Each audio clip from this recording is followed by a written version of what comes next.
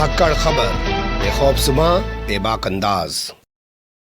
धाकड़ खबर के news room से मैं आपके साथ हूं अकरम रईस खान। शक्तिमान भारत का सबसे पहला सुपर हीरो। ये सीरियल आप लोगों ने सबने देखा होगा। 90 के दशक में पहला ऐसा सीरियल आया था। गोल गोल घूम के गायब हो जाने वाला व्यक्ति, बहुत सारे बच्चे जो है गोल गोल घूम के कूद भी जाते थे और बहुत सारे हादसों का शिकार भी हो जाते थे, इस दुनिया में भी नहीं रहे। उसका एक बड़ा मशहूर डायलॉग है, अंधेरा कायम रहे, तमराज किल्विस। तो ऐसा ही लगता है कि भारत के अंदर जो हालात बने हुए हैं, कुछ ऐसे लोग हैं जो तमराज किल्विस की तरह काम कर रहे हैं और अंधेरे को कायम रखना चाहते हैं। मैं बात करने जा रहा हूं भीड़ तंत्र को लेकर। लगता था कि जैसे भीड़ तंत्र बीच में शांत हो गया, वो तमाम वारदातें, वो तमाम हरकतें, सब चीज़ें ख़त्म हो गई हैं। लेकिन जैसे ही उत्तर प्रदेश में चुनाव आया, वैसे ही भीड़ तंत्र फिर से दिखने लगा है। तो इसका मतलब भीड़ तंत्र खत्म तो नहीं हुआ था, थोड़ा ठंडे बस्ते में चला गया था और फिर से तमराज किल्विस ने कह दिया है कि अंधेरा कायम रहे, तो अंधेरा फिर से कायम करने की कोशिश की जा रही है। 4 तस्वीरें एक के बाद एक आपके सामने रखने जा रहा हूं।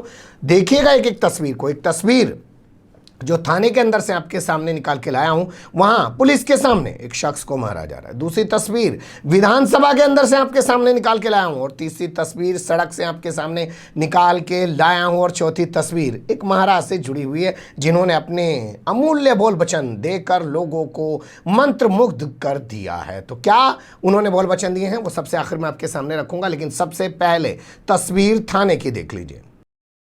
तो ये तस्वीर हमारे पास आ रही है छत्तीसगढ़ से। छत्तीसगढ़ आप जानते हैं पहले मध्य प्रदेश का हिस्सा हुआ करता था, बाद में अलग राज्य बन गया। यहाँ की राजधानी है रायपुर। रायपुर के अंदर एक थाना है, थाने के अंदर थानेदार बैठा हुआ है और थानेदार के सामने एक पादरी, जानते हैं ना पादरी कौन होता है, ईसाई धर्म का धर्मगुरु, उसको पीटा जा रहा है। पहले तस्वीरें देख लीजिए, फिर आगे की कहानी विस्तार से बताता हूँ।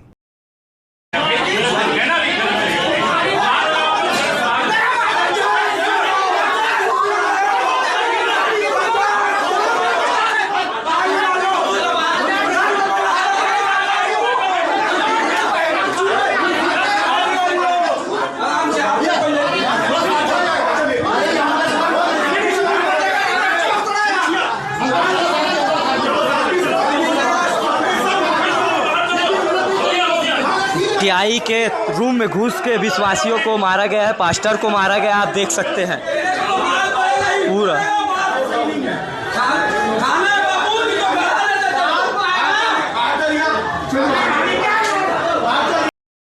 ये राजधानी रायपुर की तस्वीरें हैं। आप कल्पना करेंगे तो सिहर जाएंगे, सो नहीं पाएंगे अपने घर में। राजधानी में अगर गुंडई का यह आलम है कि पुलिस के सामने थानेदार के कमरे में घुसकर एक पादरी को मारा जा रहा है, उसके साथ दरिंदगी की जा रही है और पुलिस कुछ नहीं कर पा रही है, तो अंदाजा साफ लगाया जा सकता है कि क्या हो रहा है। वीडियो वायरल होने के बाद यहाँ के जो एसएसपी हैं अजय यादव, उन्होंने एक्शन लिया। थानेदार जो है यहाँ के यदुमणि सिदार को लाइन हाजिर कर दिया। क्यों भाई लाइन हाजिर क्यों किया? जो कानून की रक्षा नहीं कर पा रहा, अपने सामने गुंडई करवा रहा, उसको सस्पेंड करिए, उसके खिलाफ मुकदमा लिखिए और ज़्यादा बेहतर तो ये होता कि उसको टर्मिनेट यानी कि बर्खास्त करके उसके घर भेज दिया जाता है उसकी फीत उतारने के बाद। लेकिन चलिए आपकी इच्छा, क्योंकि हर थानेदार का एक जुगाड़ है ऊपर तक। एसएसपी को भी अपनी लगती है कि मुझे कैसे बचाना है, पता चला ज़िले में ही नहीं रह पाऊंगा, कहीं और उठा के डाल दिया गया, और वो भी राजधानी का एसपी बना बैठा है, एसएसपी बना बैठा है, तो ठीक है ना। और थानेदार को छेड़ रहा है, तो क्यों ऐसी मज़ेदार पोस्टिंग को ख़राब करे। खैर आगे की कहानी जान लीजिए। तो एसएसपी अजय यादव ने रितेश ठाकुर को यहाँ का नया थानेदार बना दिया, जिसने वहाँ पहुंचकर देर शाम तक हालात को संभाला। ये तस्वीर उभर के आई है 4 सितंबर की। जी हाँ, दरअसल हुआ क्या आप वो जान लीजिए। भाटा यहाँ का एक गांव है, वहाँ पे आरोप लगाया गया धर्म परिवर्तन का और कहा गया कि वहाँ पे हिंदुओं का धर्म परिवर्तन किया जा रहा है, किताबें बांटी जा रही। इसे लेकर भगवा ब्रिगेड के कुछ लोग वहाँ पहुँच गए। पहले वहाँ पर उन्होंने मारपीट की, हंगामा किया, उसके बाद वो थाने पर पहुँच गए। तो पीड़ित ईसाई समुदाय के जो लोग थे जो पिटे वहाँ पे, वो थाने आ गए। उन्होंने कहा भैया थाने चलते हैं, हम काहे के गुंडई दिखाएं, हम तो जाके रिपोर्ट दर्ज करेंगे। तो वहाँ पहले से ही भगवा ब्रिगेड वाले मौजूद थे। तो भगवा ब्रिगेड वाले वहाँ पे मौजूद थे, उन्होंने उनको पहले बाहर घेरने की कोशिश की, लेकिन पुलिस वाले उनको थानेदार के अंदर कमरे तक ले गए, यानी कि पादरी को अंदर कमरे तक ले गए। लेकिन गुंडई का आलम ये कि थानेदार के कमरे में ही मारपीट की गई। वो तमाम तस्वीरें आप देख चुके हैं। पादरी का नाम हरीश साहू बताया जा रहा है, उनके साथ जो दूसरे शख्स हैं उनका नाम प्रकाश मशी बताया जा रहा है। इस बाबत जो छत्तीसगढ़ क्रिश्चियन फोरम है उसके महासचिव हैं, जिनका नाम है हमारे पास अंकुर वेरियरकर, उन्होंने एफआईआर दर्ज कराई है। उनके मुताबिक शुभंकर द्विवेदी, नाम नोट कराएं जो उन्होंने थाने में एफआईआर में, शुभंकर द्विवेदी, मनीष साहू, इसके अलावा संजय सिंह, इसके अलावा अनुरोध शर्मा, शुभम अग्रवाल और इस विकास मित्तल समेत कई अज्ञात लोगों के खिलाफ उन्होंने मुकदमा दर्ज कराया है। थाने में हुई इस मारपीट के बाद भी किसी शख्स को गिरफ्तार नहीं किया। क्रांतिकारी पुलिस है भाई साहब, जहाँ भी होती है पुलिस, उत्तर प्रदेश की पुलिस कोई मत समझिए, छत्तीसगढ़ की पुलिस भी किसी से कम नहीं है। इससे पहले 30 अगस्त को एक खबर और आई थी, वो मैं आपके सामने पहले रख चुका हूँ। कबीरधाम जिला है, जिले का नाम है कबीरधाम। कबीरधाम जिले के एक घर पर भगवा ब्रिगेड के करीब 100 लोगों ने हमला कर दिया। उस वक्त ये हमला किया गया जहाँ पे ईसाई धर्म के लोग अपनी प्रार्थना सभा कर रहे थे। वहाँ पर पादरी और उसके परिवार को किसी प्रकार जान बचाकर भागना पड़ा। एसएसपी मोहित गर्ग, वहाँ के जो कबीरधाम के एसएसपी हैं मोहित गर्ग, उनके मुताबिक कुकुदुर थाना पड़ता है और वहाँ का पोलमी एक गांव पड़ता है, वहाँ पे ये वारदात हुई है। एफआईआर दर्ज करके मामले की जांच की जा रही है और मारपीट जो की गई है वो की गई है पादरी कमल सिंह परस्ते के घर पर, उनके ऊपर हमला किया गया, तोड़फोड़ की गई है। इस पूरे मामले को लेकर छत्तीसगढ़ क्रिश्चियन फोरम के जो अध्यक्ष हैं, जिनका नाम है अरुण पन्नालाल, उनके मुताबिक पिछले 15 दिनों के दौरान 10 ऐसी वारदातें हो चुकी हैं, लेकिन पुलिस कोई ठोस कार्रवाई नहीं कर रही है। हाल फिलहाल में बिलासपुर में हुई मीटिंग में फैसला लिया गया है कि फोरम इस पूरे मामले को लेकर जल्द ही सुप्रीम कोर्ट में एक पीआईएल दाखिल करेगी, क्योंकि यहाँ जो सरकार है कांग्रेस की छत्तीसगढ़ में, वो ईसाई समुदाय के लोगों पर को सुरक्षा नहीं दे पा रही है और भगवा ब्रिगेड पर अंकुश नहीं लगा पा रही है। अब इसको दूसरे तरीके से समझिए। जो लोग हमेशा सोचते हैं कि नरेंद्र मोदी को हटा दीजिए, फलानी सरकार को ला दीजिए, सब कुछ ठीक हो जाएगा, उनसे सवाल हमारा ये है, क्या राजस्थान में सब कुछ ठीक हो गया? क्या छत्तीसगढ़ में सब कुछ ठीक हो गया? क्या महाराष्ट्र में सब कुछ ठीक हो गया? क्या झारखंड में सब कुछ ठीक हो गया? क्या ममता बनर्जी के वापस आ जाने से जो भगवा ब्रिगेड पश्चिम बंगाल के अंदर अपनी गुंडाई दिखा रहा है या दिखाता है, क्या वो तमाम चीज़ें ठीक हो गई? नहीं हुई, क्योंकि ये लोग उनको ढंग से कार्रवाई नहीं करते हैं उनके ऊपर, इसलिए वो लोग बेलगाम हो जाते हैं। अब दूसरी तस्वीर देख लीजिए।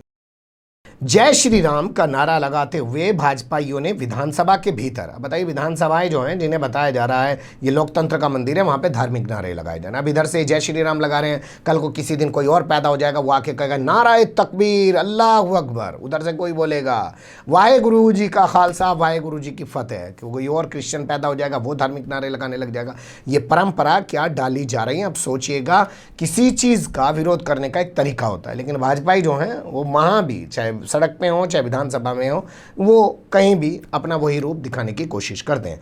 आपको पता होना चाहिए झारखंड विधानसभा का मानसून सत्र चल रहा है, आज उसका दूसरा दिन है और इससे पहले एक लेटर जारी किया गया। रविंद्र कुमार महतो जो यहाँ के विधानसभा अध्यक्ष है, उनकी ओर से कहा गया कि नई विधानसभा का जो भवन बनाया है उसमें कमरा नंबर TW 348 यानी कि TW 348 नंबर कमरा है, नमाज के लिए अलॉट किया जाता है, वहाँ पे नमाज पढ़ी जा सकती है। पहले से ही सिलसिला बिहार के समय से, जब झारखंड बिहार का हिस्सा होता तब से है और बिहार विधानसभा में आज भी ये तमाम परंपराएं हैं, उसी का हवाला देते हुए ये सब किया गया।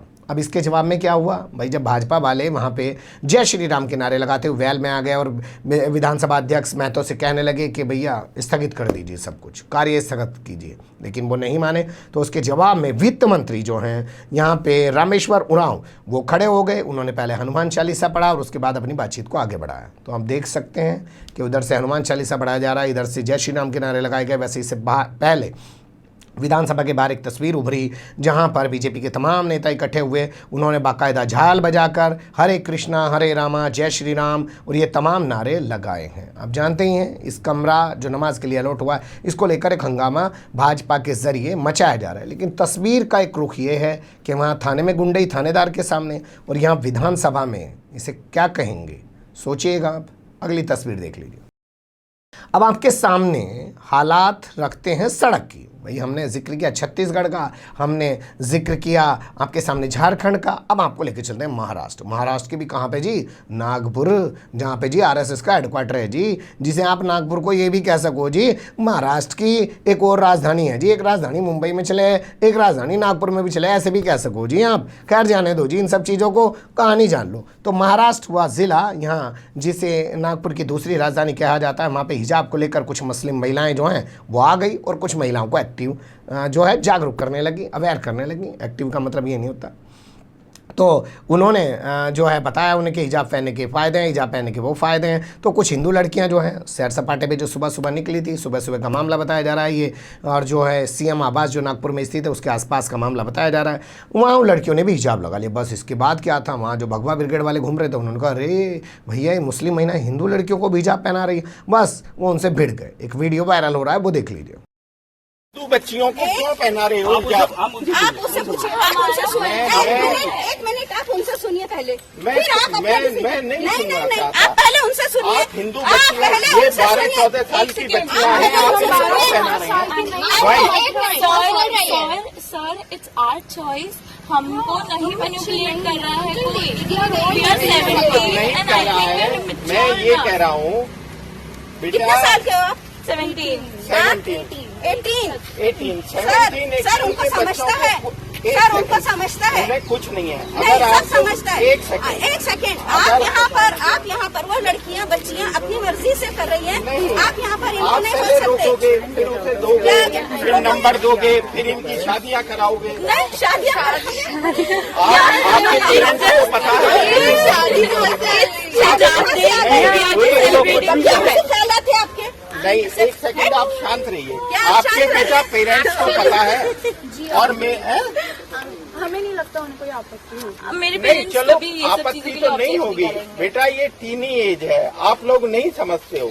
Okay sir, will wrap it up. हाँ। जस्ट लाइक आप खत्म भाई, कीजिए। आप जो इट्स है नो बिग इस डील। तरह से यहाँ इस रोड पे देख लिया आपने कैसे वो हिंदू लड़कियां कह रही हैं कि उन्होंने अपनी इच्छा से हिजाब पहना है। लेकिन इस मामले को लेकर ये भी 4 सितंबर का मामला बताया जा रहा है।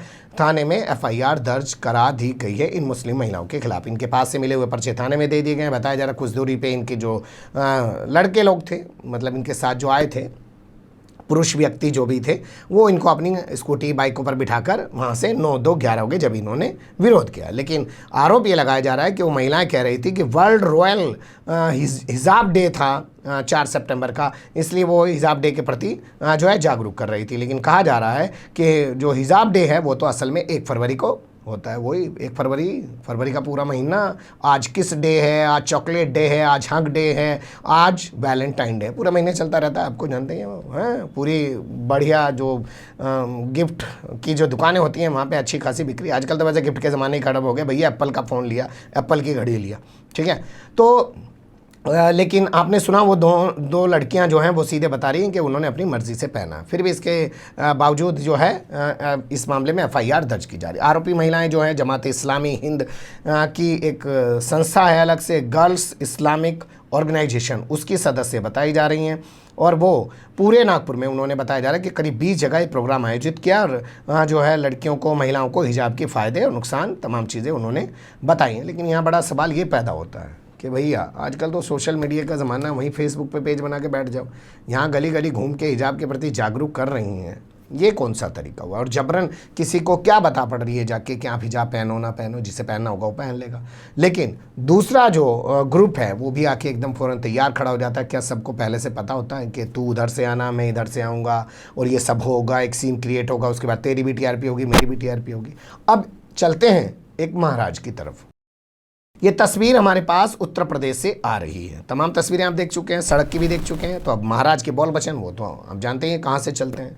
महाराज ने कहा खत्म होनी चाहिए मुसलमानों की नागरिकता। डैन डैन डैन, खत्म होनी चाहिए मुसलमानों की नागरिकता और मुसलमानों को गुलाम बन के रहना चाहिए, ये महाराज ने कहा है। कहाँ कहा है? बाराबंकी। बाराबंकी कहाँ है जानते हैं? उत्तर प्रदेश में।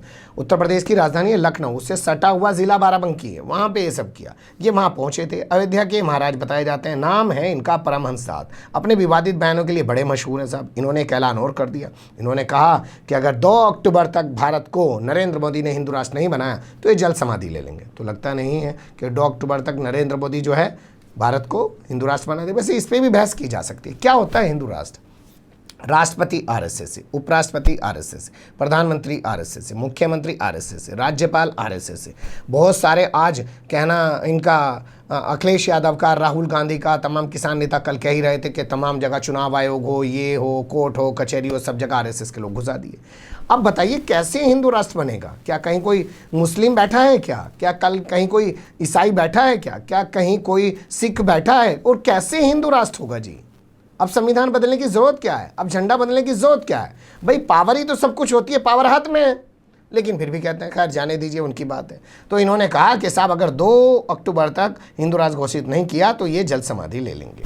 इस दौरान इन्होंने अपने कई सारे बोल वचन दिए, जिसमें इन्होंने कहा जब मुसलमानों को अलग से एक देश दे दिया गया तो अब वे यहाँ क्यों रह रहे हैं, यानी कि भारत में क्यों रह रहे हो भाई, जब थारे लिए पाकिस्तान बनवा दिया, यहाँ क्या कर रहे हैं? देश में रहकर आतंकियों का समर्थन करेंगे, ये उन्होंने कहा है। ये कोई बात हुई है? या तो इनको पाकिस्तान भेज दिया जाए, या तो इनको पाकिस्तान भेज दो भैया, या इनकी नागरिकता रद्द कर दो और ये जो है इन्हें साफ कर दो कि इन्हें गुलामों की तरह रहना पड़ेगा। तो मानसिकता इतनी ख़राब है इस पूरे मामले को लेकर। हमने बाराबंकी के पत्रकारों से बात की, लेकिन वो वीडियो तक देने को तैयार नहीं, और जो हमारे अपने साथी हैं उनके पास ही वीडियो नहीं है। अब जानती हैं किन लोगों के सामने वीडियो बोला गया होगा और किन के ज़रिए वायरल किया गया होगा। खैर जाने दीजिए इस सब बातों को।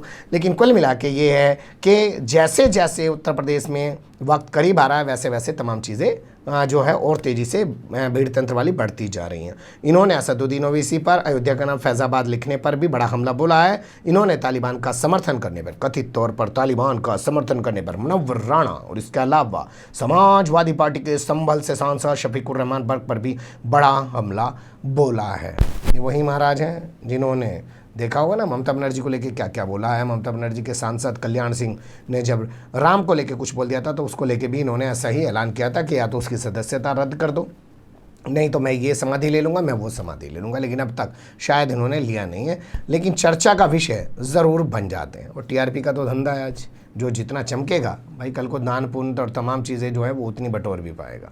खैर छोड़िए, ये पर्सनल मैटर होता है और लोग ऐसा कर रहे हैं तो करने दीजिए, लेकिन तमाम चीज़ों से अवगत ज़रूर रहिए। बने रहेगा धाकड़ खबर के साथ। फिलहाल कमेंट्स के रूप में आप लोग अपनी राय दे सकते हैं, खबर को लाइक कर सकते हैं, चैनल को सब्सक्राइब कर सकते हैं और ज़्यादा से ज़्यादा हमारी खबरों को शेयर कर सकते हैं। फिर ऐसे ही किसी सुलगते हुए या उलझते मुद्दे लेकर मैं आपके सामने हूँगा हाजिर। फिलहाल अभी मुझे दें इजाज़त।